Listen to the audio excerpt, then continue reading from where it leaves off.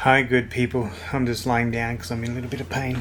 I have Crohn's disease, and sometimes my internal organs play up. But I can't get the right medication for it either. Even though I'm in the pharmaceutical benefit scheme, one of them isn't available. And if I could get it, I would feel so much better. But it costs. It's just too expensive for me. Anyway, our government, the Labor Party in particular, they're risking our lives, the Australian lives. They are putting us into a seriously dangerous situation. They seem to enjoy it. I think they take a sexual fetish from it because it can't be explained any other way. So what's happening is we are seeing the Intifada being globalized. Really in the UK and Australia, Keir Starmer and Anthony Albanese. Anthony Albanese and Keir Starmer are not the leaders. You can tell that because they don't have an answer to anything if you ask them a random question. They won't even know who to ask. They'll just ignore it. We've seen that with Albanese on TV. He just walks right by anybody with a serious concern.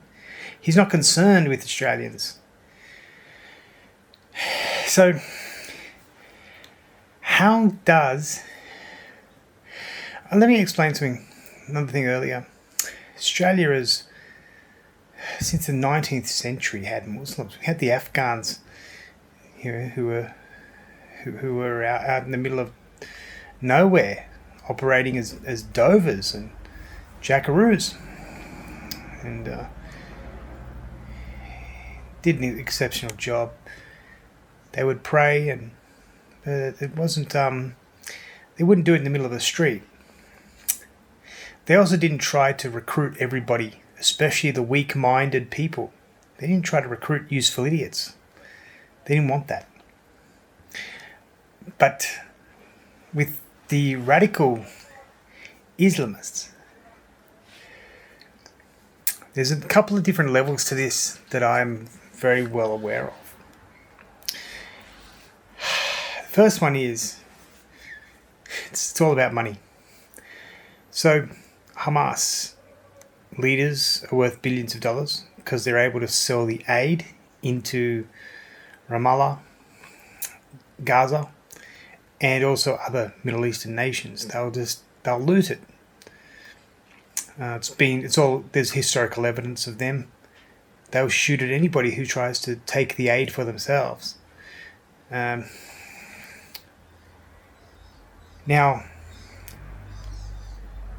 they can also take donations from these useful idiots in Australia who are giving money. They're out there in the protest saying, can you donate to our whatever?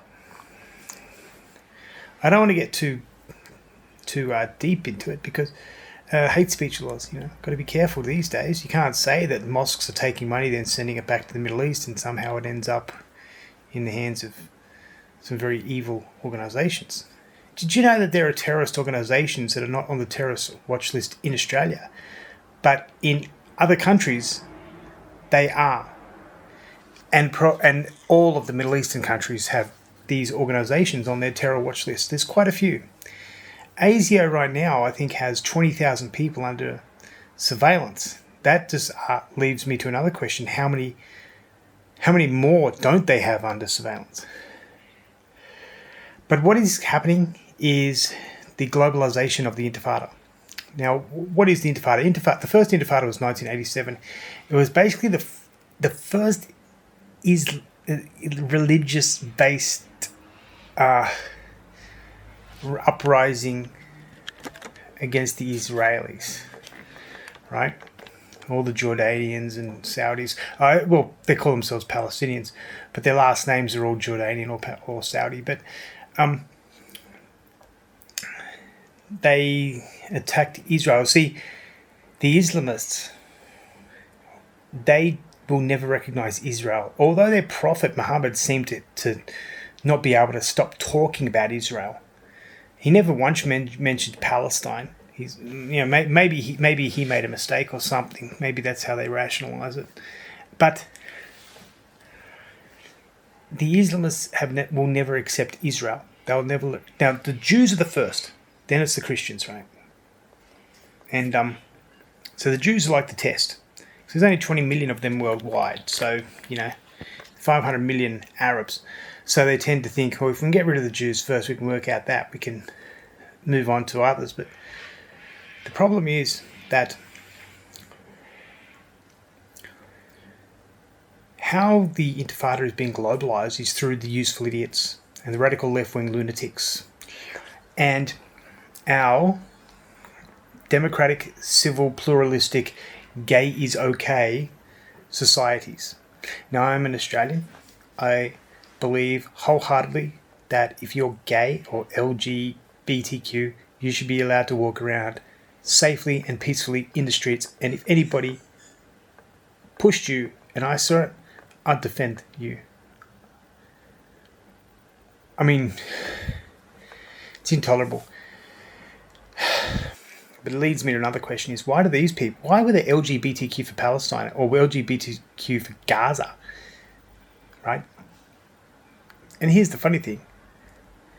The Muslims were like the Arabs who sort of, it's not really a lot of Arabs. Because it's about globalizing. It's about getting the useful idiots to do the dirty work on the streets. But how it works is they'll just go along. Yes, takia. We'll deceive you right up until you're no longer useful. Then what will happen?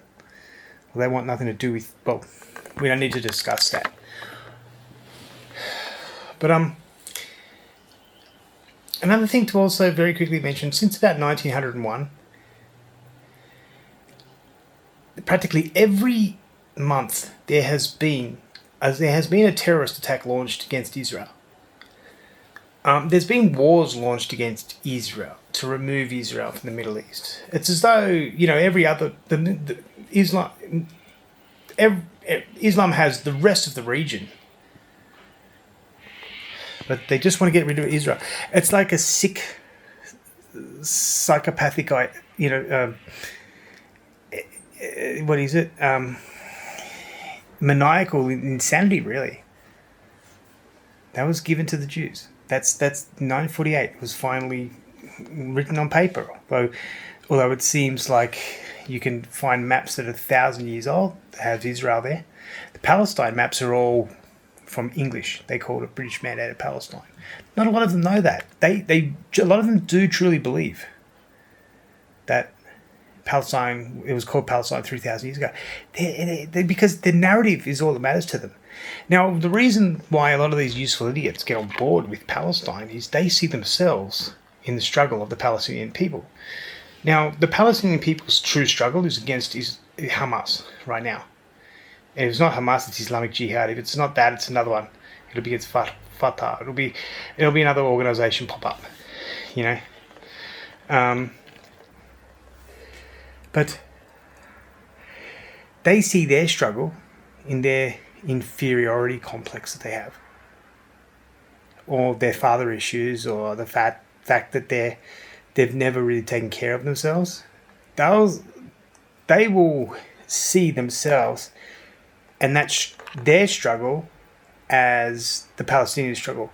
This is where this is really where the beauty of the Palestinian movement comes to fruition, because what it can do is it can say, yes. Now you protest in the street for us and donate $5-10 every few days, and it will do that for as long as it takes in order for specific suburbs to be taken over and enclaves, as we see in Lakemba in Sydney.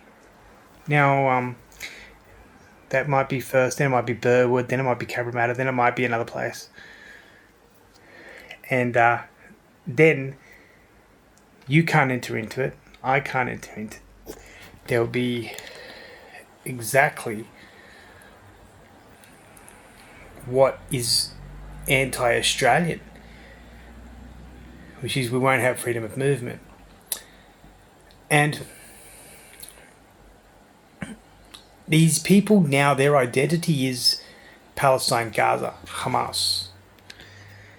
It is now the Intifada. That is now part of who they are. because they've identified themselves with these people. And now the issue is, they've found a cause for their pathetic and miserable lives.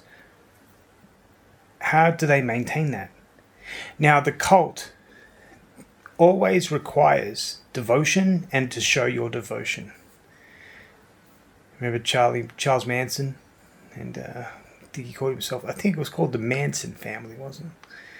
What they had to do to show their devotion. So what do you think these useful idiots are going to do when they're protesting in the streets? They're going to get more radical. They're going to get more insane. There are a bunch of people who started praying in the middle of a street. The cops got rid of them. And the protesters all around them were going crazy. They were losing their minds, blocking a road. So now the rule of law, or keeping the society peaceful and civil, is no longer part of their agenda. Their agenda is, I have to remain part of this cult. I have to show my loyalty and devotion to the cult, and the cult will continue to ask me to do more radical things.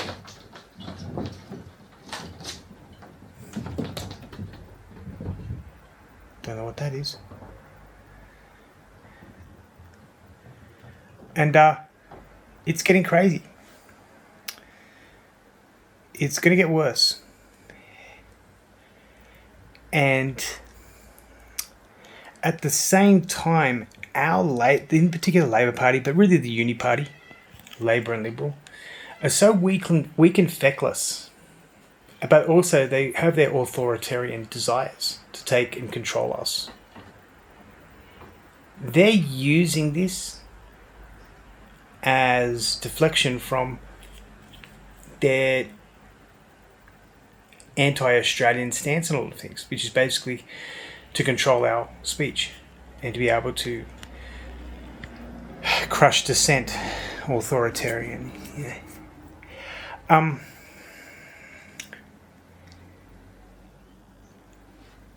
They're trying to balance this with pro-Hamas, this, agenda in Australia, the pro-Palestine, whatever you want to call it, movement. Keep these radicals at arm's length, but use them to build that tension within the society, and then let the blowback occur, which will be violence in the streets, which I do not support. But once that happens, then they'll say, the people have turned violent. Now we have to bring in even more draconian, authoritarian, Orwellian 1984 laws. The problem is with their thinking is they obviously don't know their history. They will be overthrown by radical elements. I don't understand why what's her name? Penny Wong can't open a history book.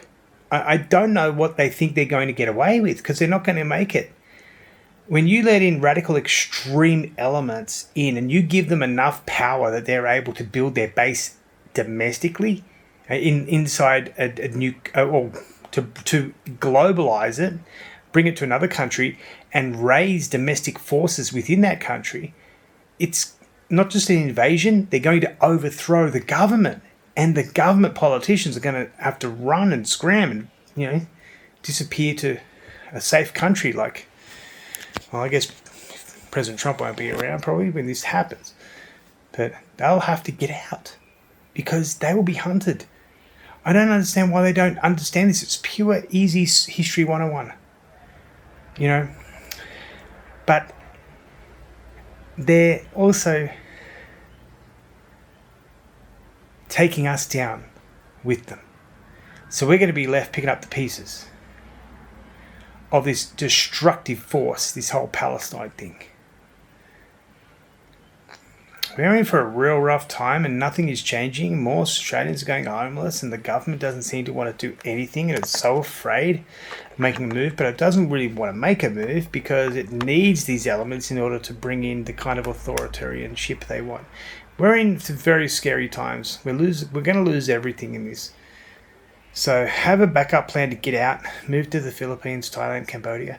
You know, the Thailand, southern Philippines, they know how to deal with it. They have military everywhere around these Islamists. Here in Australia, they're able to, they could do anything they want. Government thinks they're going to be able to control it. They won't. So we better have backup plans to just escape. Because it's going to get ugly. And at this point, I don't think there's a way out. I really can't see it happening. Anyway, good people, if you vote Labor, you're an idiot. And you should probably go to Gaza or take some of these new migrants into your home. Take a lot of the Muslim ones as well, please. Anyway, take the ISIS brides. However, they got all the bloody help in Australia, and yet I can't even get the medication I need. How about that? Anyway, stay safe, people. Watch out for politicians. They're dangerous. And watch out in the streets. You don't want any trouble with those people. The protesters. They're all crazy. Because now they're indebted to the cult for their